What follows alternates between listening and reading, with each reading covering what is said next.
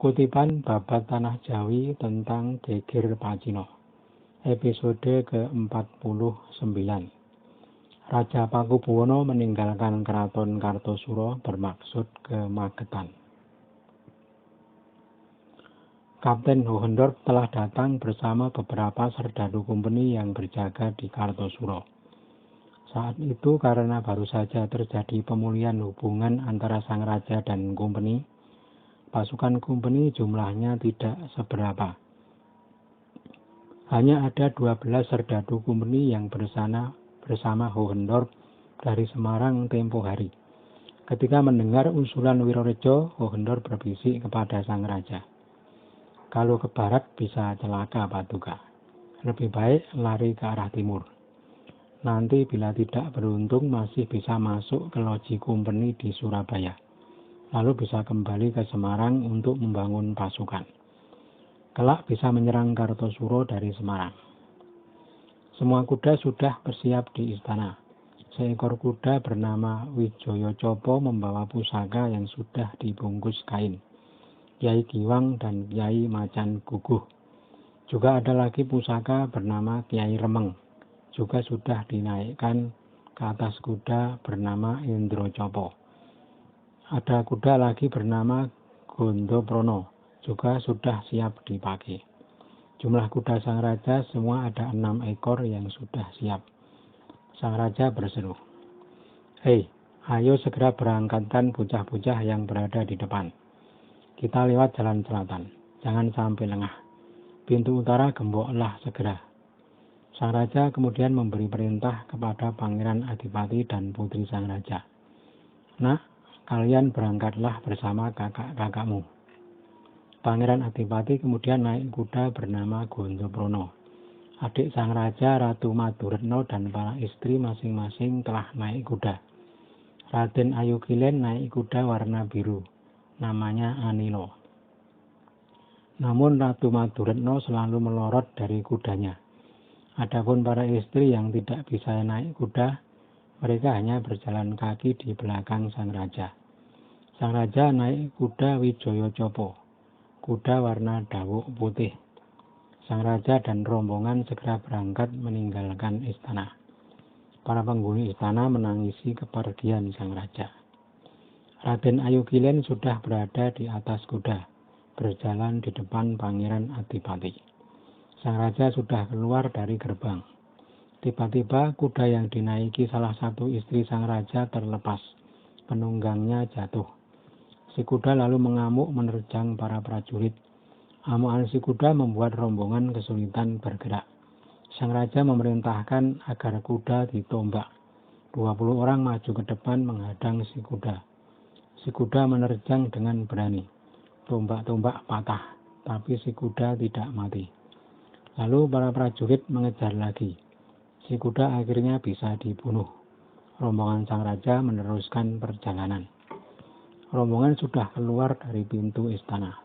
Pangeran Adipati berada di depan sang raja. Adapun yang berada di depan Pangeran Adipati adalah Raden Ayukilen. Sebagai penunjuk jalan, Emban Sutoyudo yang berada di barisan paling depan. Setelah keluar dari keraton, rombongan dicegat pasukan Cina. Tetapi jumlah mereka tidak banyak. Pasukan Cina menembak sehingga rombongan sang raja yang berada di depan berlari. Sedangkan yang berada di belakang kembali masuk istana. Pangeran Adipati dan Raden Ayukilen sudah berlari ke selatan. Lalu berhenti menunggu sang raja yang masih berada di belakang. Ki Sutoyudo menderita luka-luka. Rombongan Raden Ayukilen tidak mundur masuk kembali ke istana. Tapi pasukan Cina masih mengepung. Mereka lalu terus berlari ke timur. Pangeran Adipati berhenti di depan pintu masuk dan mencoba mengusir pasukan Cina yang berada di luar pintu. Pangeran Adipati bertempur tak kenal takut. Para prajurit segera memegang kuda sang pangeran. Pangeran Adipati lalu dipersilakan turun. Seorang tukang kuda bernama Sorotruno lalu menggendong Pangeran Adipati dan membawanya masuk ke istana. Sang raja kemudian turun memimpin sisa pasukan yang masih berani berperang. 4 orang prajurit Sawu Jajar lalu naik ke pagar bersama Ki Bongso Toko dan Bongso Potro. Keempat orang tersebut menembaki pasukan Cina yang berada di luar pagar. Namun pasukan Cina membalas memberuntung dengan tembakan. Keenamnya tak mampu menghadapi, lalu kembali turun. Pasukan Sang Raja yang tinggal sedikit masih melakukan perlawanan dengan menembak dari sela-sela pagar. Ada seorang serdadu kumpeni mengawal raja mencoba naik ke pelataran sambil menembak pasukan Cina. Ketika sampai di atas, pasukan Cina balas memberuntung dengan tembakan. Si kumpeni takut dan turun lagi. Pasukan Cina terus menembak dari luar. Sesekali mereka melempar petasan yang sudah disulut, juga menembak dengan kalantaka. Kapten Hohenddorp menjadi ciut hatinya. Pengawal Sang Raja tinggal beberapa orang saja. Selain dirinya yang masih tersisa adalah Bongso Toko, Bongso Potro, dan Wirorejo. Juga ada beberapa mantri, seperti si Glempo Martowijoyo, si tukang kuda Suronagoro, seorang punakawan bernama Joyo, juga beberapa prajurit besar Timus, Tajang, dan Sutogati. Beberapa prajurit keparak masih menyertai Wirotoko, Ragi Suto, Wongso Menggolo, Truno Wongso, dan beberapa orang lagi. Melihat pengawal Sang Raja tinggal sedikit, Kapten Hohenddorp bertindak cepat. Tangan Sang Raja dipegang dan dinaikkan kuda. Hohenddorp membawa Sang Raja ke arah timur laut. Pasukan Cina keburu masuk ke dalam pagar. Karena tergesa-gesa, Sang Raja sampai lupa keberadaan Pangeran Adipati. Sang Raja mengira pangeran telah berada di depan rombongan yang telah keluar istana.